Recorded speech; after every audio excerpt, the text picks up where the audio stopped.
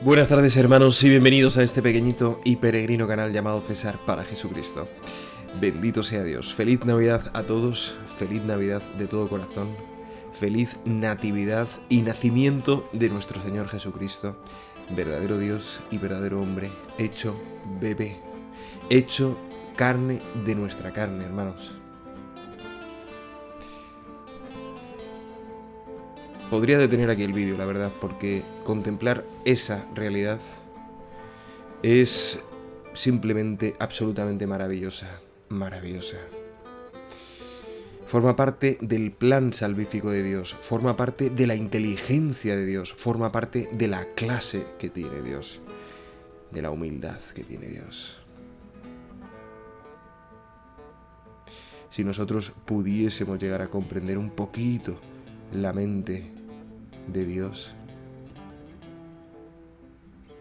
quedaríamos asombrados para siempre.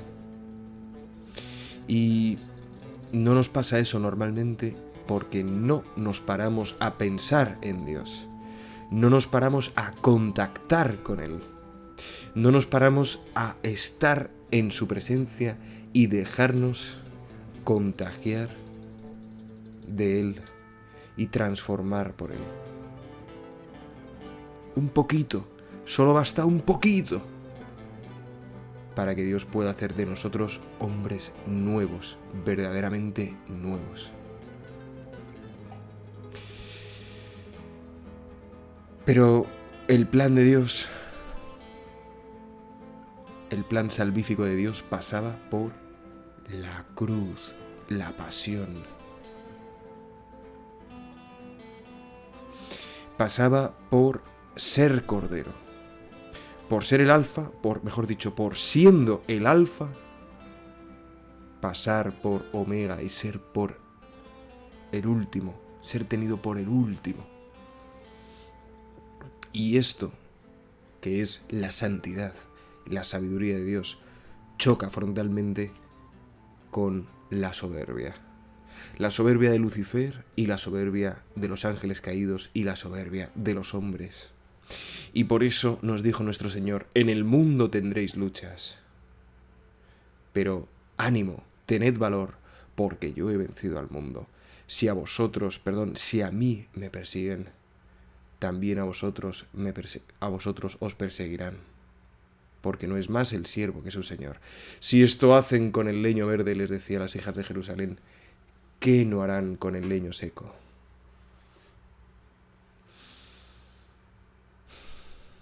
Perdonad esta introducción, hermanos, pero se acerca este tiempo maravilloso. Se acerca el tiempo de la Navidad, estamos a las puertas. Y con todo lo que está pasando tan tremendo, que muchos no quieren ver, muchos no quieren escuchar, muchos no quieren sentir en el corazón, aun con todo lo tremebundo de la situación del hombre de hoy, que vive absolutamente perdido, desnortado y pervertido en la mayoría de los casos. Es una alegría poder saber que el misterio de la encarnación y el misterio de la redención siguen intactos y nadie va a poder destruirlos y nadie va a poder ocultarlos. Nadie. Lo están intentando desde siempre el maligno y sus secuaces, desde el jardín del Edén. Y en este tiempo están desatados, como nos profetizó el Papa León XIII. Y bueno, pues en este vídeo de hoy vamos a contemplar con gran pesar del corazón, porque a mí no me apetece nada hacer este vídeo, humanamente no me apetece nada, porque estoy cansado, porque conservo dentro de mí la concupiscencia, que me lleva a la ignorancia, a la fragilidad y a la malicia. Y me siento frágil a la hora de hacer estos vídeos, pero el Señor es tan bueno que me hace también tener un deseo muy grande por hacerlo. Y así vivo, hermanos, como todos y cada uno de nosotros, en combate interior.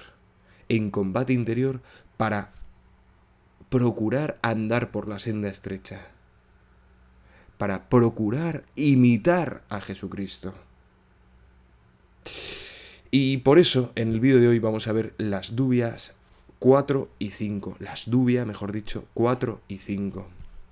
¿Por qué? Porque en la dubia 3, el pasado vídeo que os subía, hablábamos largo y tendido de lo que está pasando desde que fue publicada y llevada a la práctica, de facto, Amoris Laetitia, que es esa exhortación postsinodal publicada en 2016 de Jorge Mario Bergoglio, que con el sopretexto de defender, proteger, santificar a la familia, lo que hace es atacarla, dinamitarla y burlarse de ella, así como de las leyes eternas, santas, amorosas de Dios.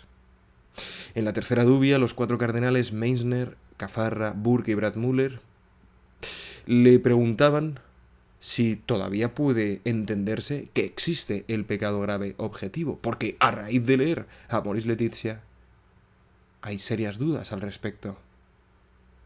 Y eso, hermanos, veíamos en el vídeo que es absolutamente gravísimo, gravísimo, porque los 10 mandamientos existen, están impresos en el corazón del hombre, y el mandamiento no cometerás adulterio es muy claro, el mandamiento no mentirás es muy claro, el mandamiento amarás al Señor tu Dios con toda tu mente, toda tu alma, con todo tu corazón y con todo tu ser, a Él solo adorarás y a Él solo darás culto, y no tendrás otros dioses fuera de ti. Es muy claro. Entonces, como es tan grave, hermanos, como es tan grave, porque en realidad lo que está negando este hombre es lo mismo que negó la serpiente antigua. No existe el pecado. Dios os ha engañado. Dios no quiere vuestra felicidad. Os impone leyes, os impone normas que van en contra de vuestro ser y de vuestra felicidad. Lo mismo que la serpiente antigua está diciendo Jorge Mario Bergoglio, no existe el pecado. Y en estas dudas 4 y 5, lo que hacen los cardenales es desarrollar por qué han hecho la duda 3. Son, por así decir, 2 dudas, que por eso quiero incluir en el mismo vídeo, que están subordinadas a la duda 3, que, como os digo, ataca directamente la noción de pecado grave objetivo. En la duda 4, como veremos a continuación, lo que los cardenales presentan es estrictamente si sigue siendo válida la enseñanza de que, aunque muchas circunstancias puedan disminuir la culpa de un individuo, esas circunstancias no pueden transformar un acto intrínsecamente malo en un acto subjetivamente bueno. Se preguntan si sigue siendo válida esa enseñanza de la Iglesia, porque tras leer Amoris Laetitia parece que no. Tras leer Amoris Laetitia parece que un acto que es intrínsecamente malo pueda ser subjetivamente bueno, atendiendo a las circunstancias, condiciones que rodean esa acción. Y en la duda 5, lo que plantean los cardenales es acerca de la noción de la conciencia, ¿no? Se preguntan, ¿sigue siendo válida la enseñanza de la Iglesia de que un llamamiento a la conciencia no puede superar las normas morales absolutas? Porque sí, la Iglesia siempre ha defendido la libertad de conciencia, ¿no? La objeción de conciencia, que por supuesto los estados comunistas y totalitarios quieren erradicar, ¿no? Pero esa objeción de conciencia está por encima de las normas morales absolutas, como siempre ha enseñado la Iglesia, porque tras leer Amoris Laetitia se entiende que no. ¿En qué quedamos, no? Y esto es muy importante, hermanos, porque me recuerda a esta noticia que salía el año pasado, ¿no? Que es terrible, Fijaos lo que dijo este señor. Observa los mandamientos, pero no como absolutos. Y esto es del 19 de agosto del 21. Las dudas son del año 16. Y como veremos también en este vídeo, los 4 cardenales en el año 17 le pidieron audiencia porque todavía no les había respondido 8 meses después. Leeremos la petición que le hicieron en este vídeo. Pero antes quiero, si os parece, mostraros las dudas en sí, las dudas 4 y 5 en sí, por si acaso queréis profundizar en ellas. No, sinceramente, no creo que sea necesario ni oportuno en este vídeo hacerlo, porque lo verdaderamente grave es lo que acaecía en la duda 3, ¿eh? Pero sí que es bueno que por lo menos leamos las dudas en sí, así como los comentarios de los cardenales a estas dudas, si os parece, ¿vale? Las leeremos juntos, comentaremos un poquito, pero no en profundidad. No voy a poner ahora pantallazos de Veritatis Splendor ni de Amoris Laetitia, porque no lo considero necesario. Eso sí, os lo dejo todo en la descripción del vídeo, como siempre. Los enlaces a Amoris Laetitia 302, Veritatis Splendor 81, para los más interesados, ¿no? Como digo. Pues bien, esta sería la duda número 4. Después de las afirmaciones de Amoris Laetitia número 302 sobre las circunstancias que atenúan la responsabilidad moral, ¿se debe considerar todavía válida la enseñanza de la encíclica de San Juan Pablo II, Veritatis Splendor 81, fundamentada en la Sagrada Escritura y en la tradición de la Iglesia, según la cual las circunstancias o las intenciones nunca podrán transformar un acto intrínsecamente deshonesto por su objeto en un acto subjetivamente honesto o justificable como elección? Esa es la cuestión. Ya sabéis, lo he repetido muchas veces, que los tres elementos que conforman el discernimiento acerca de la moralidad de los actos humanos son la materia o el acto en sí, las intenciones y las circunstancias que rodean a ese acto y a esa intención o finalidad. Pues bien, pareciese que tras leer Amoris Laetitia 302, ¿no?, las circunstancias pudiesen cambiar la materia en sí y convertir un acto objetivamente malo en un acto subjetivamente bueno. Y eso, como vemos, se contrapone a Veritatis Splendor 81. Aquí los cardenales lo desarrollan diciendo: en el párrafo 302, Amoris Laetitia subraya que un juicio negativo sobre una situación objetiva no implica un juicio sobre la imputabilidad o la culpabilidad de una persona involucrada, lo cual es llamativo, ¿verdad? Las dudas hacen referencia a la enseñanza tal como ha sido expresada por Juan Pablo II en Veritatis Splendor, según la cual circunstancias o buenas intenciones no cambian nunca un acto intrínsecamente malo en un acto excusable o incluso bueno. La cuestión es si Amoris Laetitia concuerda al decir que todo acto que transgrede los mandamientos de Dios, como el adulterio, el robo, el falso testimonio, no puede convertirse jamás, consideradas las circunstancias que mitigan la responsabilidad personal, en excusable o incluso bueno. ¿Se entiende, verdad? Estos actos que la tradición de la Iglesia ha llamado pecados graves y malos en sí, ¿no?, que también lo expone Veritatis Splendor, ¿no?, el Intrinsice Malum, siguen siendo destructivos y dañinos para todo aquel que los cometa, cualquiera que sea el estado subjetivo de responsabilidad moral en que se encuentre. ¿O pueden estos actos, dependiendo del estado subjetivo de la persona y de las circunstancias y de las intenciones, dejar de ser dañinos y tornarse loables o al menos excusables? Es que es muy fuerte, hermanos, ¿eh? Es muy fuerte, ¿no? Fijaos, están directamente, como buenos católicos, están utilizando el método de las dubia, que es escolástico, formulando una pregunta lo suficientemente compleja como para que solo se pueda responder sí o no. Porque, como bien sabemos, tal y como nos enseña nuestro Señor Jesucristo, lo que pasa de ahí viene del maligno. Y este señor pasa de ahí, porque no responde ni sí ni no, sino que pasa de ahí, porque él viene del maligno, y el maligno es su padre, y él es su hijo.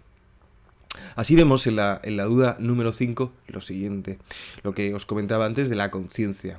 Después de Amoris Laetitia 303, ¿se debe considerar todavía válida la enseñanza de la encíclica de San Juan Pablo II, Veritatis Splendor número 56, fundamentada en la Sagrada Escritura y en la tradición de la Iglesia, que excluye una interpretación creativa del papel de la conciencia y afirma que ésta nunca está autorizada para legitimar excepciones a las normas morales absolutas que prohíben acciones intrínsecamente malas por su objeto? Clarísimo, ¿verdad, hermanos? Fijaos, las normas morales absolutas, tiene el arrojo, el atrevimiento de decir que los 10 mandamientos no deben de ser observados como absolutos, ¿no? Trayéndonos esa doctrina protestante, ¿no? Fijaos, aquí lo decía expresamente, esto es en la catequesis del 18 de agosto del 21, las noticias del día siguiente. Desprecio los mandamientos, no lo sé, fíjate lo que dice. Desprecio, no lo sé. Los observo, pero no como absolutos, porque sé que lo que me justifica es Jesucristo. Pues esa doctrina de la sola fide, ¿no? de Lutero, pues la trae él. Bueno, ya sabéis que él hizo una estatua en el centenario de Lutero en el año 2017, justo en todo este entramado de Amor y Leticia, a Lutero, ¿no? Diciendo que era un testigo del Evangelio, uno de los mayores heresiarcas de la historia, que desgajó al orbe católico un tercio del cuerpo místico, ¿no? Imaginaos el cuerpo místico de Cristo, que llega un señor absolutamente movido por Satanás, por todo lo que sabemos de su vida, llegó a ahorcarse, ¿no? Incluso, que corta, que cercena, que mutila un tercio del cuerpo místico de Cristo, ¿no? Me recuerda a lo del Apocalipsis, ¿no? Que un tercio cayeron del cielo, que son los ángeles caídos con respecto al resto de los ángeles. Pues a ese señor le hizo una estatua, Bergoglio, en el año 17, de color rojo infernal. Bien, pues esto decía este señor, que observemos los mandamientos, pero no como absolutos. Claro, en ese momento, en el año 21, pues estaba ya muy seguro, llevaba sin contestar las dubias 4 años, en la mayoría de las diócesis del mundo y conferencias episcopales se había aplicado, ¿no?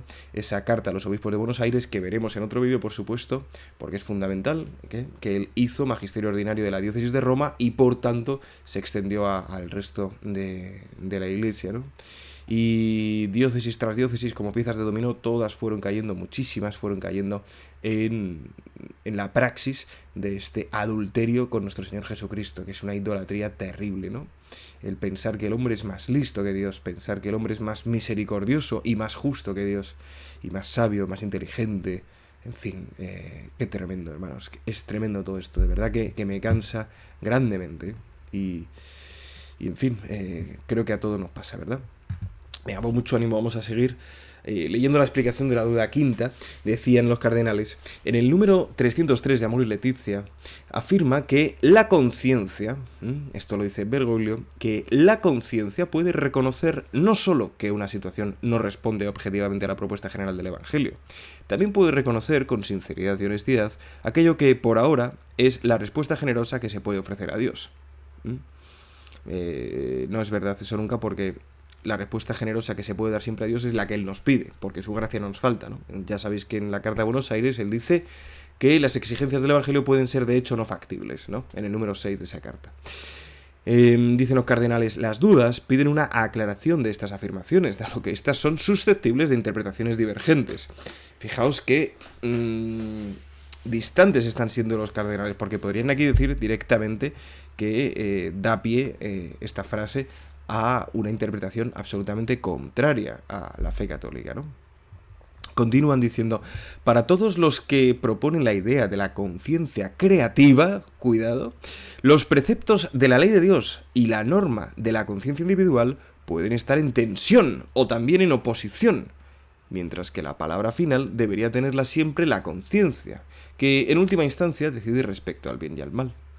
Según Veritatis Splendor número 56, con esta base se pretende establecer la legitimidad de las llamadas soluciones pastorales, contrarias a las enseñanzas del magisterio, y justificar una hermenéutica creativa según la cual la conciencia moral no estaría obligada en absoluto, en todos los casos, por un precepto negativo particular. Aquí, daos cuenta, está citando a Juan Pablo II, que ya nos advertía en Veritatis Splendor de esta tendencia teológica moral de la conciencia creativa, ¿no?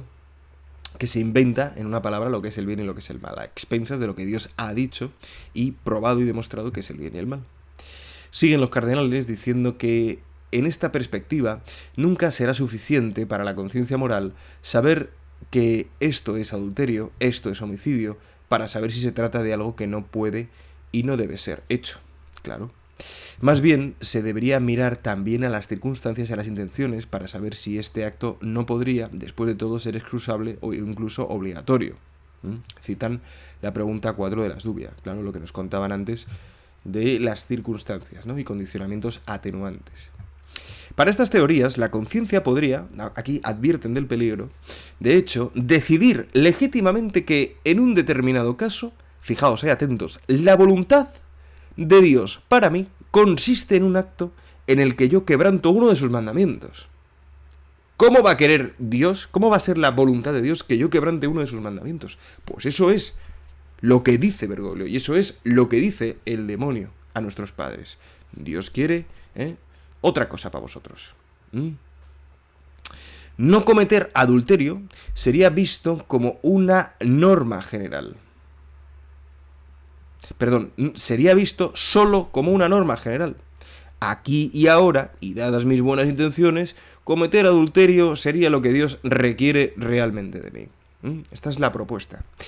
En estos términos se podrían, como mínimo, elaborar hipótesis de casos de adulterio virtuoso, de homicidio legal y de perjurio obligatorio. Fijaos, qué tremendo. Este es el peligro de hacer que la conciencia creativa tome partido en la decisión de lo que son y no son los actos intrínsecamente buenos e intrínsecamente malos. Y siguen los cardenales diciendo: esto significaría concebir la conciencia como una facultad para decidir autónomamente respecto al bien y al mal, y la ley de Dios como una carga impuesta arbitrariamente y que podría, en un determinado momento, estar en oposición a nuestra verdadera felicidad. Que este es el discurso del mundo, exactamente. El bien y el mal lo decides tú. Los mandamientos de Dios son una carga para tu felicidad. Pero la conciencia no decide sobre el bien y el mal. La idea de decisión de conciencia es engañosa. Cuidado con esa dupla de palabras. Decisión de conciencia. Cuidado. El acto propio de la conciencia es juzgar, no decidir. Claro, la conciencia discierne qué es verdad, qué es mentira, y qué es el bien y qué es el mal. Pero no es de la conciencia la competencia de la elección, del libre albedrío. Eso compete a la voluntad, que es muy distinto. Ella, la conciencia, dice: esto es bueno, esto es malo. ¿Veis? Porque solo juzga, no elige. Esta bondad o maldad no depende de ella, no depende de la conciencia. La conciencia acepta y reconoce la bondad o maldad de una acción, y para hacer esto, es decir, para juzgar, es decir, para pensar, la conciencia necesita criterios, depende enteramente de la verdad. Qué maravilla, la explicación, la verdad. Los mandamientos de Dios son una agradecida ayuda ofrecida a la conciencia para aprender la verdad y así juzgar según la verdad. Los mandamientos de Dios son expresiones de la verdad acerca del bien de nuestro ser más profundo, abriendo algo crucial en relación a cómo vivir bien. Y aquí incluyen esta nota de Amor y Leticia número 295, en la que Bergoglio se expone como ortodoxo. Fijaos lo que dicen ellos. También el Papa, entre comillas Francisco, se expresa en los mismos términos en Amor y Leticia 295, donde él dice: también la ley es don de Dios que indica el camino, don para todos sin excepción. Así es, así es. Bueno, pues estos son los contenidos, hermanos, de las dudas 4 y 5. Y como os decía, si os parece, creo que puede ser muy, muy bueno que leamos esta noticia. Aquí tenéis al bueno del cardenal Caffarra, fallecido ya, lamentablemente, o para gloria de Dios, que le solicitaban a Bergoglio una audiencia el día de San Marcos, el día 25 de abril de 2017. Le solicitaban una audiencia porque llevaba 8 meses sin contestar a estas dubias, a este método escolástico católico, para simplemente poder ejercer, como explicarán ahora, su munus cardenalicio, su oficio de cardenal. Bueno, pues vamos a leer la noticia Dice, los cardenales de las Dubia piden una audiencia al Papa, entre comillas. La misiva en la que piden audiencia fue entregada a Bergoglio hace casi un mes y medio, pero todavía no ha recibido respuesta. Esta noticia es del 20 de junio de 2017, como podemos leer aquí. El periodista norteamericano Edward Pentin, experto vaticanista, ha publicado una carta dirigida al Papa Francisco y firmada por el cardenal Carlo Caffarra en nombre de los 4 cardenales de los Dubia. En ella, los purpurados solicitan al pontífice con el infierno más bien, es constructor de puentes con el infierno, una audiencia para discutir su honda preocupación con respecto a la exhortación apostólica sobre la familia Amoris Laetitia. La misiva en la que pedían audiencia, fechada 25 de abril, fue entregada en mano al Papa el 6 de mayo. El Santo Padre todavía no ha acusado recibo de la petición escrita de los cardenales ni ha respondido a la misma. Y todavía hoy, a día 23 de diciembre de 2022, todavía no ha respondido nada. Recibe abortistas, recibe comunistas, recibe golpistas, pero no recibe a cardenales de la Iglesia. No recibe tampoco al cardenal Zen, cardenal chino, que le fue a exponer su preocupación por ese pacto que hizo con el Partido Comunista de aquel país, ¿no? Que ya sabéis que es la mayor secta del mundo, con casi ya 100 millones de afiliados, Ojo, Pues este hombre, Bergoglio, hizo un pacto con esa secta, reconociendo la sucesión apostólica de los obispos, entre comillas, los falsos obispos de ese régimen comunista, ¿vale? Bueno, pues tampoco lo ha recibido, al cardenal Zen. Lo tuvo esperando como 3 o 4 días. Hace ya un par de años, o 3. Esta petición de audiencia se debe a que las dubias no han sido aclaradas después de 8 meses de su presentación, lo que ha provocado una situación de gran confusión en la Iglesia con respecto a la doctrina sobre los sacramentos del matrimonio y la Eucaristía. Claro, la confusión es en uno de los mejores casos, porque en el peor de los casos lo que ha provocado es la herejía, y lo que ha provocado es la apostasía y la traición a Jesucristo. Y en algunos pocos casos no ha provocado ninguna confusión. En algunos pocos casos esta palabrería completamente retórica, enrevesada, que pasa del sí y del no, que no solo no clarifica, sino que encima lanza piedras contra la doctrina católica, pues en algunos pocos casos no ha provocado ninguna confusión y ninguna traición a Cristo, ¿no? En algunos casos de la Iglesia, y creo que todos conocemos bastante, ¿verdad? Pues la publicación de Amoris Laetitia no ha supuesto un entrar en crisis, ¿no? de nuestro ser cristiano, ¿no? En el caso de un servidor, pues yo sigo perfectamente adherido, ¿no? a lo que los 265 papas legítimos han enseñado al respecto, ¿no?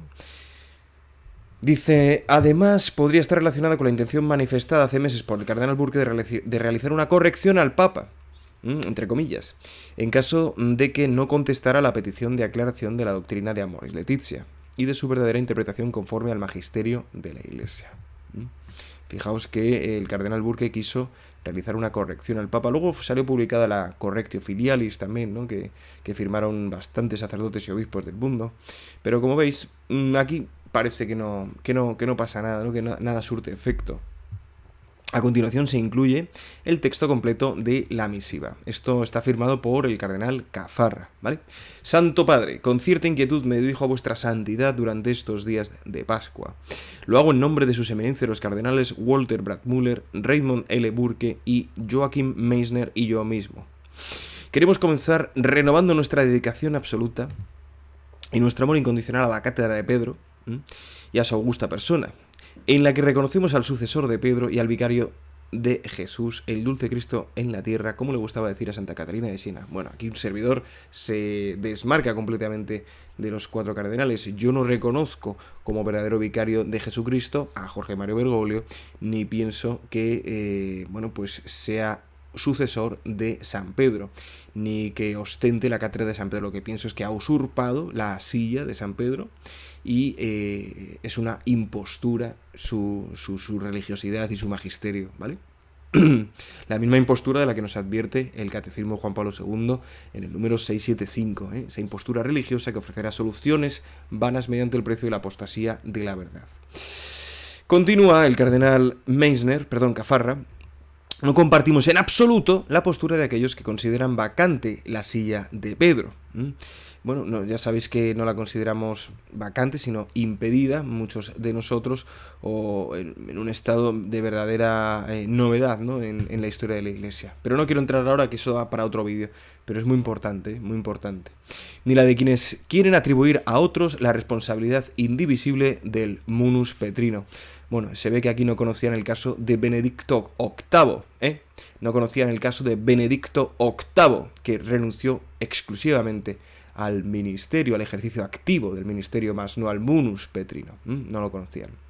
Pero existe, la posibilidad de dividir munus y ministerio, existe. Y por eso el Código de Derecho Canónico del año 83, en el canon 332, parágrafo 2, lo explicita, que solamente es válida la renuncia cuando se renuncia no solo al ministerio, sino al munus, al munieri, como sale en la declinación, ¿no? Munieri suo. Bueno, perdonad, pero es que no puedo evitar decirlo, lo siento. Actuamos motivados únicamente por la conciencia de la grave responsabilidad que conlleva el munus de cardenales, claro, ser consejeros del sucesor de Pedro en su ministerio soberano.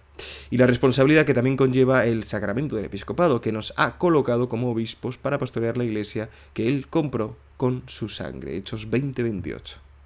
El 19 de septiembre de 2016 entregamos a vuestra santidad y a la Congregación para la Doctrina de la Fe 5 dubia, pidiéndole que resolviese las incertidumbres y aclarase algunos puntos de la exhortación apostólica postsinodal Amoris Laetitia. No habiendo recibido ninguna respuesta de vuestra santidad, hemos tomado la decisión de pedirle respetuosa y humildemente una audiencia, si le parece bien a vuestra santidad. Adjuntamos, como es costumbre, una hoja de audiencia en la que indicamos los 2 puntos que deseamos discutir con usted. Santo Padre, ha transcurrido un año desde la publicación de Amoris Laetitia. Durante este tiempo se han manifestado públicamente interpretaciones de algunos pasajes objetivamente ambiguos de la exhortación postsinodal que no solo divergen del magisterio permanente de la Iglesia, sino que son contrarias al mismo. Aquí, chapó para los cardenales, es decir, muy bien. A pesar de que el prefecto de la Congregación para la Doctrina de la Fe, que en esa época era Müller, ¿vale?, ha declarado repetidas veces que la doctrina de la Iglesia no ha cambiado, han aparecido numerosas declaraciones de obispos, cardenales e incluso conferencias episcopales que aprueban lo que el magisterio de la Iglesia nunca ha aprobado, no solo el acceso a la Sagrada Eucaristía por parte de aquellos que objetiva y públicamente viven en situación de pecado grave y tienen la intención de permanecer en ella, sino también una concepción de la conciencia moral contraria a la tradición de la Iglesia. De este modo sucede, qué doloroso es ver esto, que lo que es pecado en Polonia se considera bueno en Alemania y que lo que está prohibido en la archidiócesis de Filadelfia se permite en Malta. Y lo mismo en otros lugares. Esta situación recuerda la amarga observación de Blaise Pascal: justicia a este lado de los Pirineos, injusticia al otro. Justicia en la orilla izquierda del río, injusticia en la orilla derecha. Es decir, el absoluto caos, hermanos, y cisma. Frente a esta grave situación en la que muchas comunidades cristianas se ven divididas, sentimos el peso de sentimos el peso de nuestra responsabilidad. Y nuestra conciencia nos obliga a solicitar humilde y respetuosamente una audiencia. Pedimos a vuestra santidad que nos recuerde en sus oraciones y nos comprometemos a recordarle en las nuestras, a la vez que solicitamos su bendición apostólica. Bendición apostólica que sigue dando Benedicto XVI, por supuesto. Cardenal Carlo Cafarra, Roma, 25 de abril de 2017, fiesta de San Marcos Evangelista. Y esto es lo que le solicitan: aclaración de los 5 puntos indicados por los dubia, razones de esta solicitud, y situación de confusión y desorientación, especialmente entre los pastores de almas, imprimis los párrocos, que están hechos un lío. Ese lío que usted deseaba, ¿no? A mí una frase que me impactó siempre mucho desde el principio fue aquella de: quiero que el pastor huela a oveja. Y yo decía, pero Dios mío, yo en realidad lo que siempre he pensado es que el pastor tiene que oler a Jesucristo. A Jesucristo. Porque el pastor no es oveja, es representante de Jesucristo y tiene que oler a Jesucristo. Y las ovejas tienen que oler a él, oler en él a Jesucristo. Porque si las ovejas huelen en el pastor su propio olor, si las ovejas huelen en el pastor el olor de las ovejas, entonces, ¿cómo van a seguir a Jesucristo? ¿Cómo van a saber cuál de los olores de todas las ovejas que tienen alrededor es el de Jesucristo? Una dice esto, otra dice esto, otra dice esto, otra dice esto.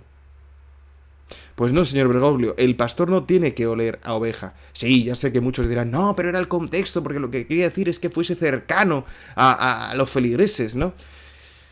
Hermanos, toda su boca, de verdad os lo digo, está llena de profundo asco a nuestro Señor Jesucristo. Ave María Purísima. Esa es la verdad, esa es la verdad. Y cuando alguien se muestra fiel, como este sacerdote Pavone, que ha sido de repente misericordiado, pues es rechazado, es rechazado por Bergoglio. Quiero, para terminar el vídeo, compartiros un comentario de los 85 que tiene este artículo, 87, perdón. Un comentario muy bueno, ¿no? Que fue publicado el 20 de junio, el mismo día del 17, fijaos, de Rex JHS. Francisco ya ha contestado indirectamente a favor de la comunión a los adúlteros impenitentes, es decir, los que no tienen propósito de enmienda, en el avión de vuelta de Lesbos, afirmando que caben nuevas interpretaciones sobre la disciplina del sacramento de la Eucaristía a los adúlteros. Habría que buscar esa noticia, ¿verdad?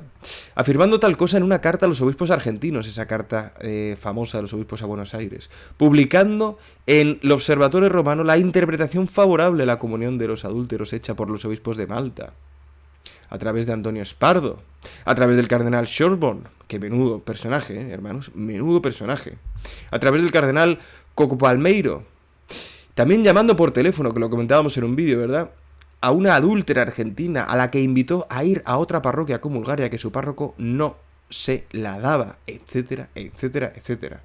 Y me encanta este párrafo. No se puede tapar el sol con el dedo. Cualquier católico bien informado y al tanto de la realidad eclesial sabe y conoce, para eso tiene el discernimiento, que Francisco está en esto a favor de romper la Iglesia.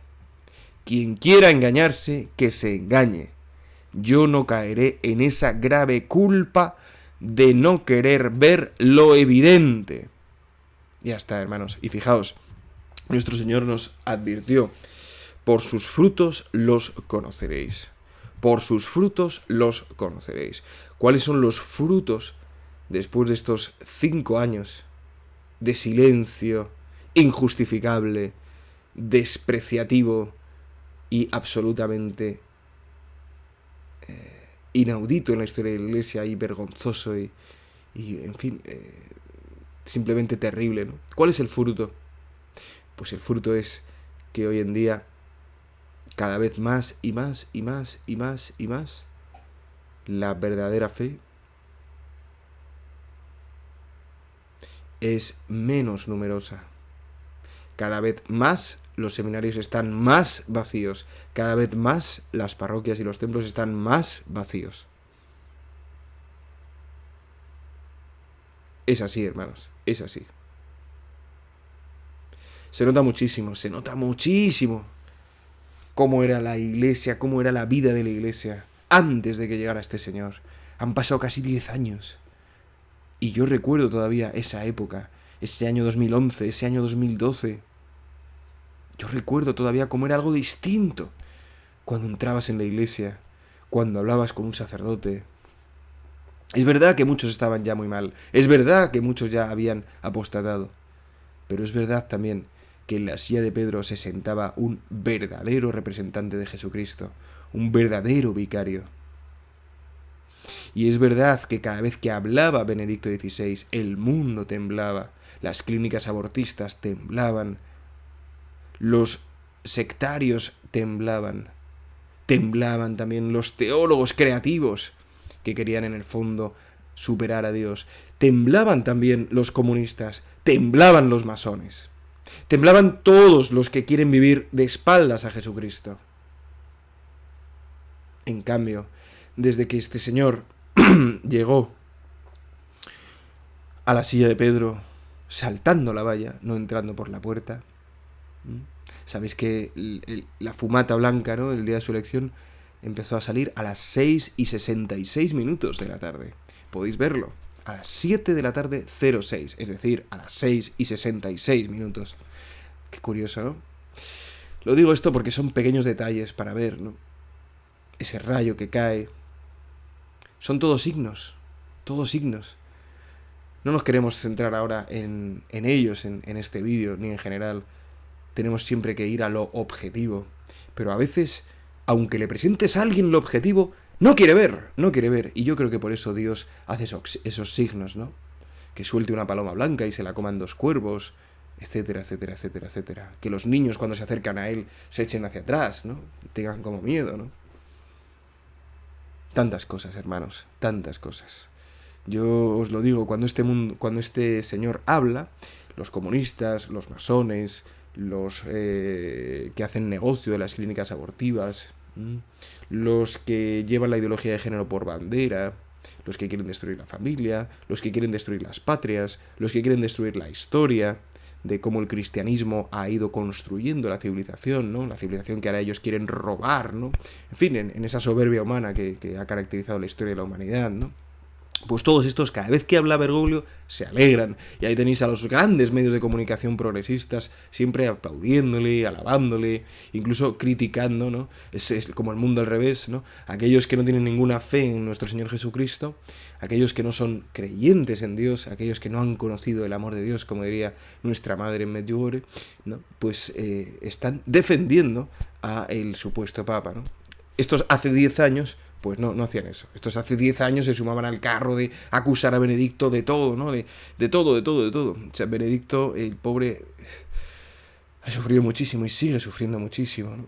Es una cosa, es tremendo, hermanos. De verdad que el que quiera ver que vea, el que quiera oír que oiga, el que quiera sentir el dolor que siente nuestro Señor, que lo sienta.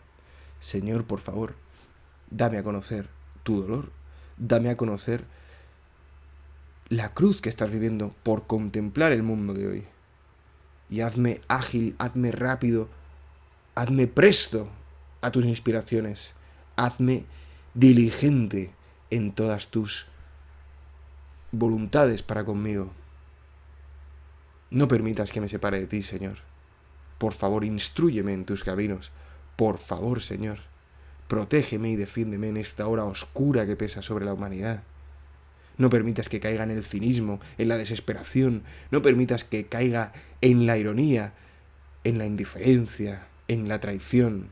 No permitas, Señor, que caiga en el cansancio. No permitas, Señor, que caiga en el odio. No permitas, Señor, que me aparte de ti, de tu corazón. No permitas que nadie aparte de mí tus santas enseñanzas por las cuales me enamoré de ti. No permitas, Señor, que en el día de hoy no crezca un poco más hacia ti, en gracia, en tu gracia, ante Dios y ante los hombres. No permitas que caiga en falsas humildades, no permitas que caiga en falsas comodidades, en falsos consuelos, no permitas que caiga en la falsedad. Y concédeme, por favor, Señor, Dios mío, concédeme hacer tu voluntad en cada instante de mi vida. Concédeme seguir postrándome rostro en tierra ante ti, para que venga tu reino, para que triunfe tu Sagrado Corazón y el Inmaculado Corazón de María. Concédeme, Señor, contemplar tu gloria junto con todos los hombres. Derrámate, Señor, por favor, derrámate. Te necesitamos más que nunca. Ha llegado la hora de que hagas tus prodigios, Señor. ¿Hasta cuándo? ¿Hasta cuándo hemos de aguantar ver cómo la humanidad camina a la perdición? No, Señor, interviene ya, interviene, por favor. Te lo suplico, por favor, Señor, por tu amor. por tu encarnación, por tu pasión, por tu resurrección, por tu divinidad y por tu humanidad, por tu Santísima Madre, Señor. Interviene ya. Interviene ya.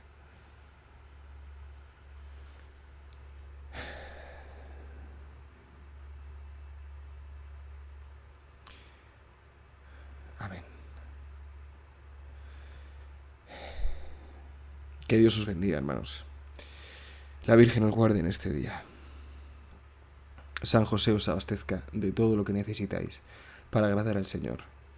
Santiago Apóstol os dé su valor. Y el cielo entero supla en vuestras almas lo que a este vídeo le falta. Amén.